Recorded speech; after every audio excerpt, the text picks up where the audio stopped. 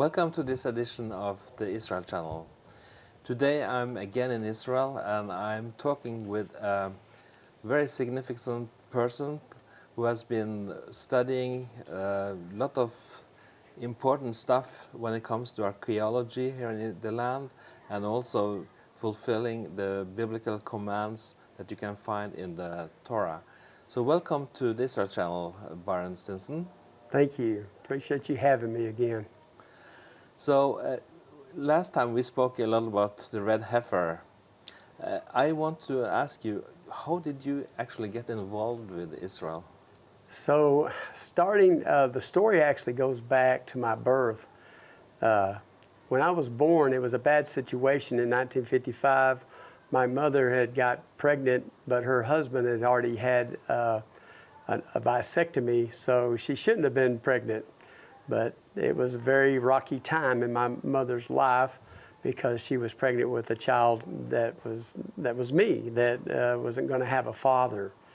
And so as I was born, she just asked the Lord to be my father. And I just always say he must have said yes, because I've always been blessed. It's just one of those things. It's not because of who I am. I'm a sinner that should be the worst of sin. But at the same time, because God's with me, I've been blessed all my life. But at age 13 and going into 14, I had a real desire to read the Word of God. And so I went through the Bible many times reading through it. I was a really strong reader.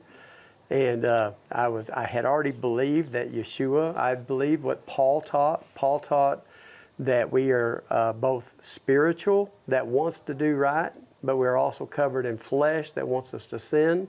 And so every day when we wake up, we have a battle. And if we believe in the blood of Yeshua in our spirit and in our heart, that then He will enter us spiritually and He'll give us the power spiritually to overcome the works of the flesh in our life, which will be pleasing to God, and it will give us the hope of salvation. And I had already accepted that, been baptized and believed in that, but now I'm studying deeper. I really love the Apostle Paul as I read. As I was in the book of Romans, one night I had got into Romans 9. And as we read in Romans 9, you start seeing that Paul said he was sent to the Gentiles and to the nations of the earth to leave Israel and go out into the nations of the earth and establish churches in the earth.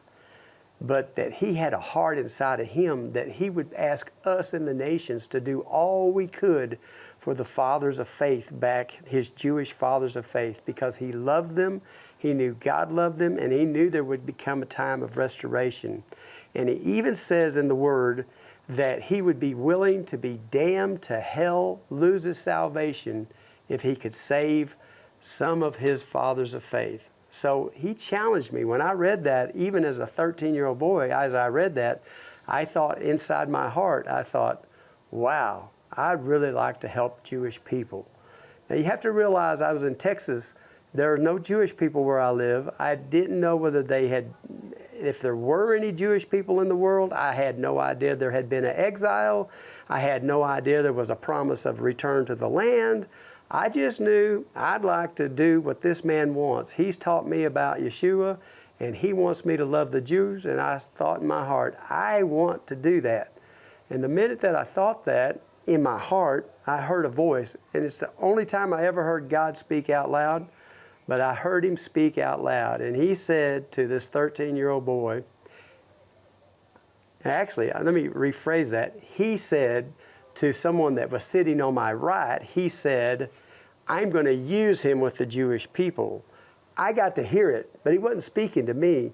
He was speaking to an entity on my right, because immediately it spoke up and it said, he'll be a failure. He's full of lust and sin of every kind, and he won't be able to do anything for the Jewish people. And so that was when I was 13. Well, I didn't tell my mom. I didn't tell my dad. I didn't tell my friends at school. I didn't tell anybody for 30 years. 30 years later, I was marrying my best friend, Tammy. And we'd been friends for 10 years, but I hadn't told her either. But now I'm getting married, and I realize, hey, even though it's been 30 years and still I don't know the Jewish people, and God has not used me like that, I remember the conversation because it was out loud. And I told her, just what I told you. And she looked at me in the eye. She said, Byron, that'll happen. I said, you think so? I don't even know any Jewish people. I've never been to Israel. She says, that a 13-year-old boy wouldn't hear that unless it was God. I said, well, I heard it. We'll see, but you're getting married to me next week, so you better get ready. And sure enough, after that, that was in 1996. And then in 2000, we made our first trip here. On our first trip, it was in October of 2000, the second Intifada was going on. There was a horrible bloody hands incident.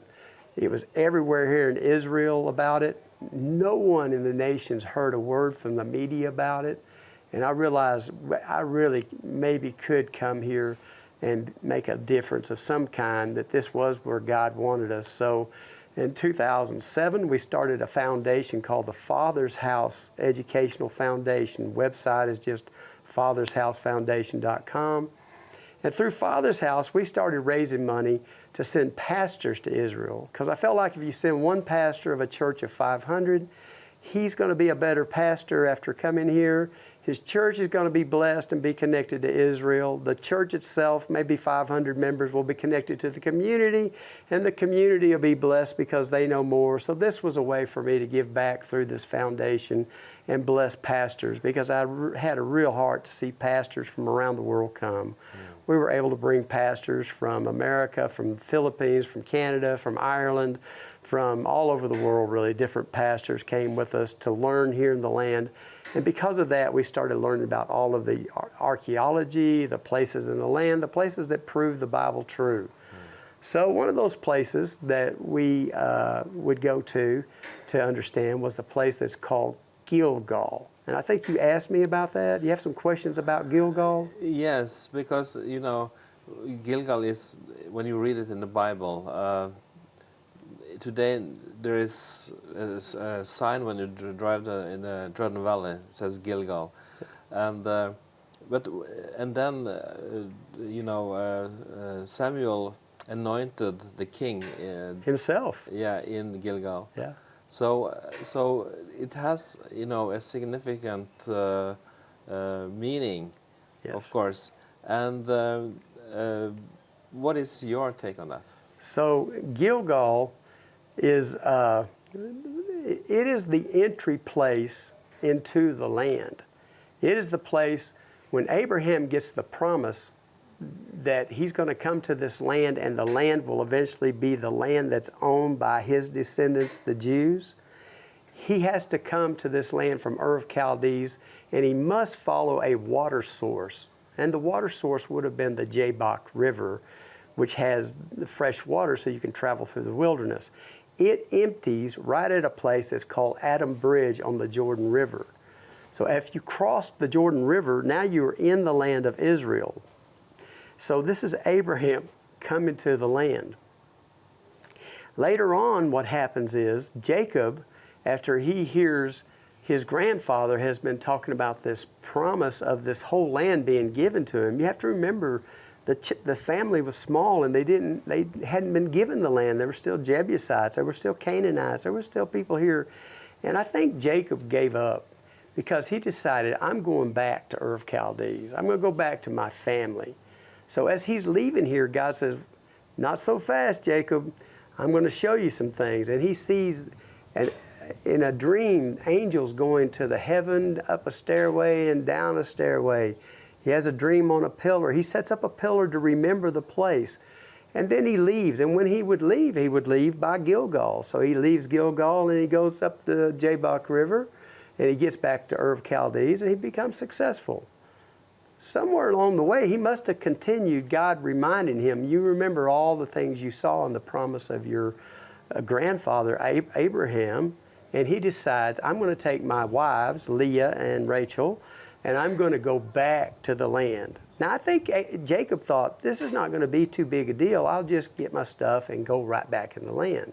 But what do we read? When he gets to Adam Bridge, the very same exact place where Abraham came in the land, now he's at Adam Bridge, but there's someone waiting. It's the angel of the Lord. And he wrestles with him all night. Actually gives him a break in his hip. And he says, your name will no longer be Jacob, but now your name will be Israel.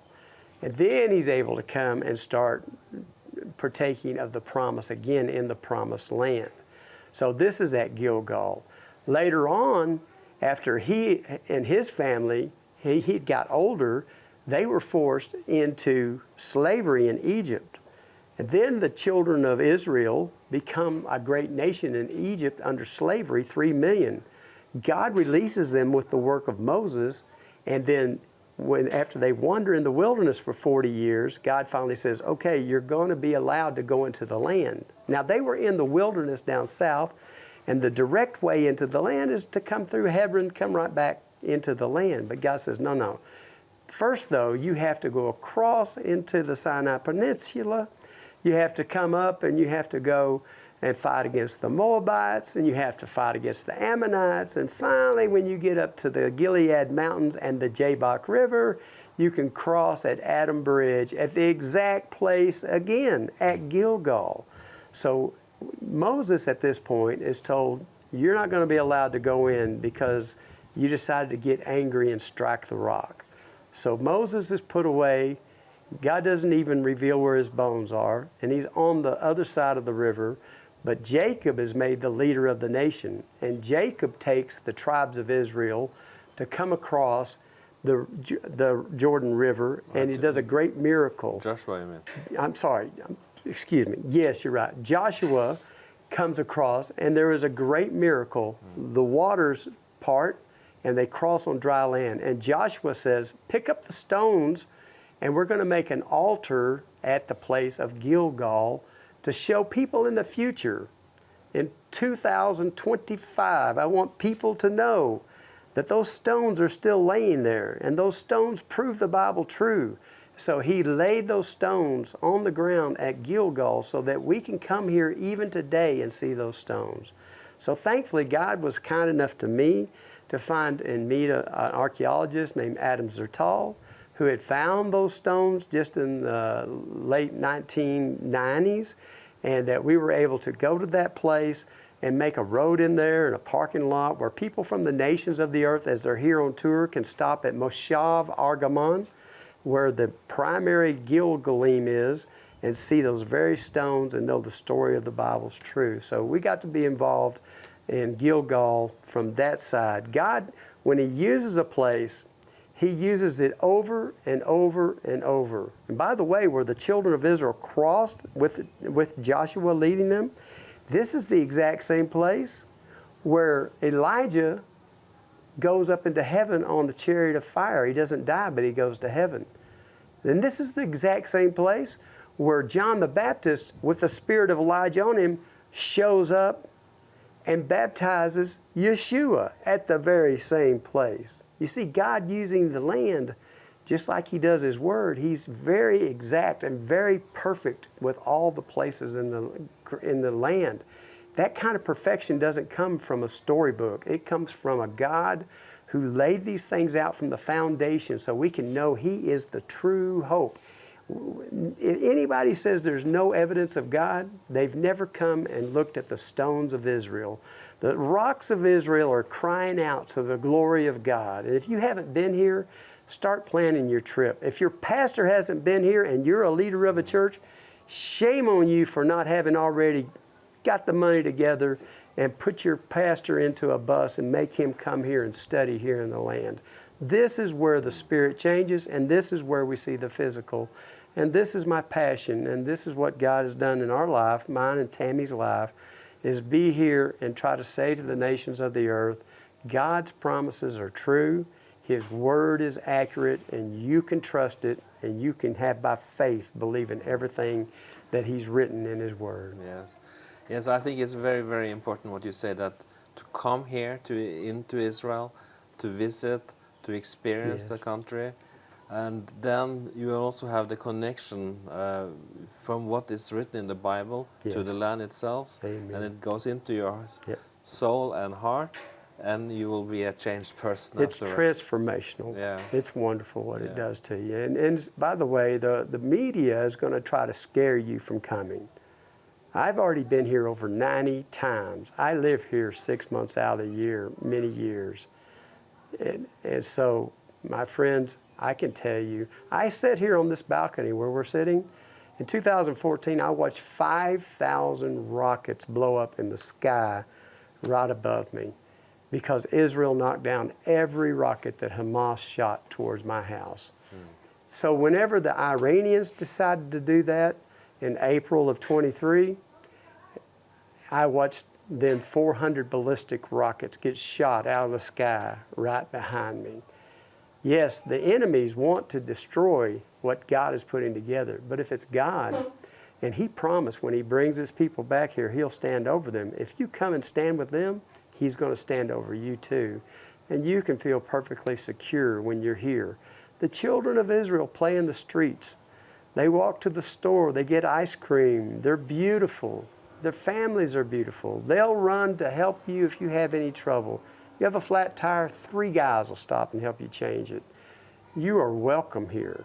Come and view the land, view the evidence, come with your groups, be part of this, and you'll be blessed that you came. Yes, amen. Yeah, me and myself, I've been here 50 sometimes already. Yeah. So I'm working on your count. Yeah. But you know, I feel so connected to Israel just by coming here, experience the country. So I think this is something that is, when as a believer we are, you know, automatically connected, but we need to take the step, Yes. you know, into the land. That's it. Amen. If you don't take that step of faith, then nothing moves. Yeah, and the Word tells us, don't sit on your rooftop waiting for God to do it. God put us on earth so that we would move. We are His people that are supposed to move and make things happen. God's not going to show up and do all the work for us. We're the ones that are the change agents on earth. We're the ones that get to make a decision. Obey, don't obey, go, don't go. God gave us this free will for His glory. I can use it for myself. I love to golf.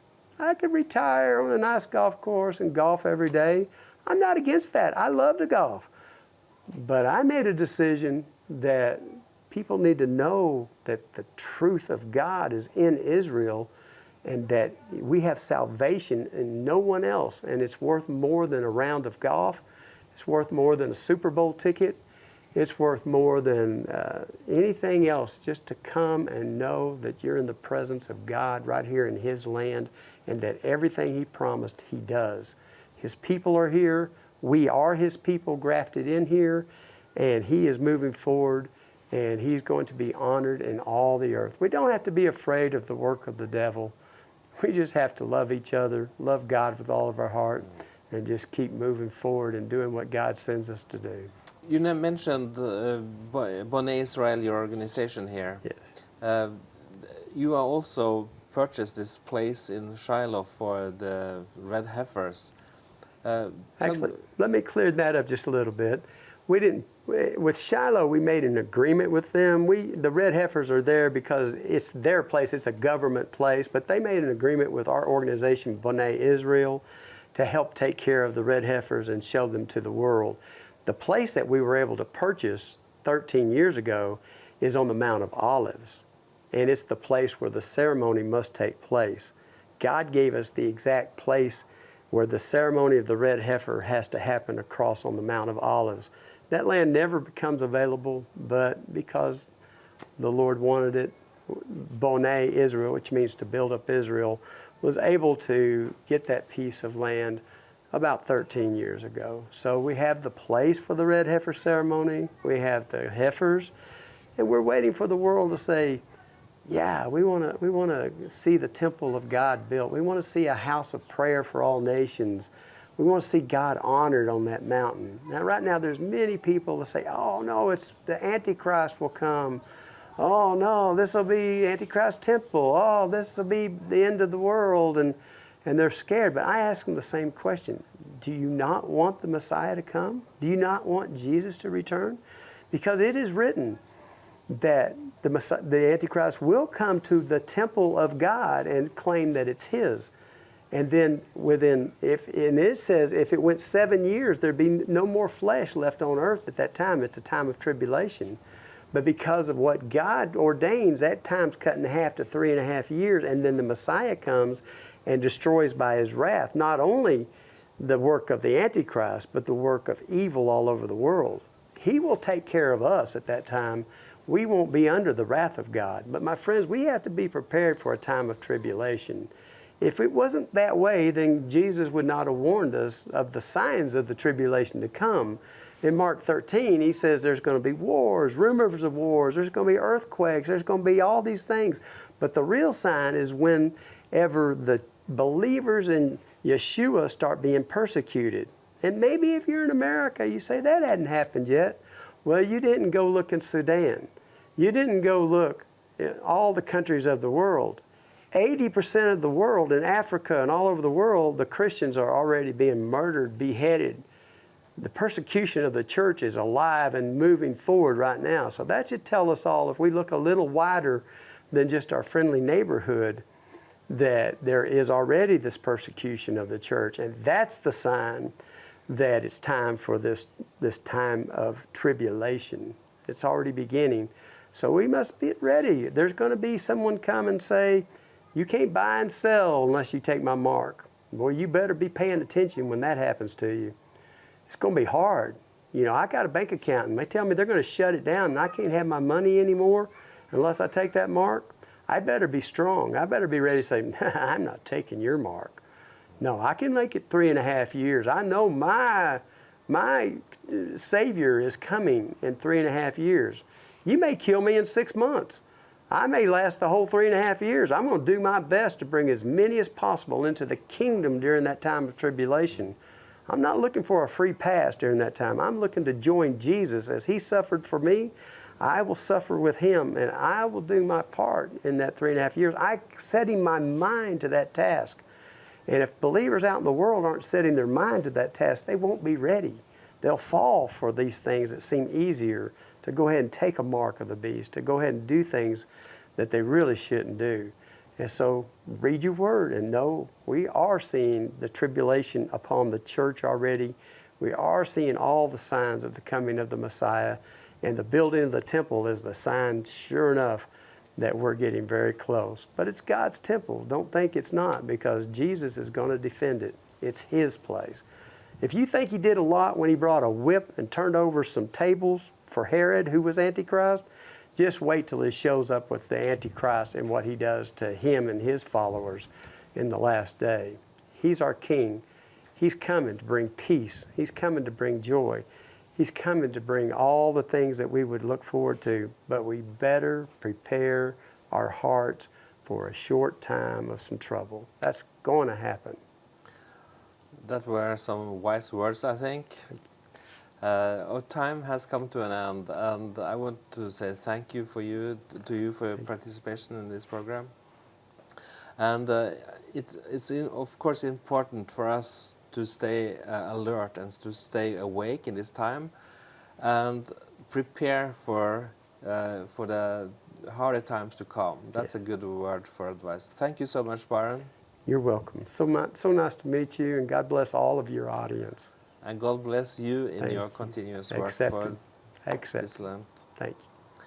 To you viewers, I want to thank you for following us through this program, and see you next week. Shabbat Shalom, and God bless you.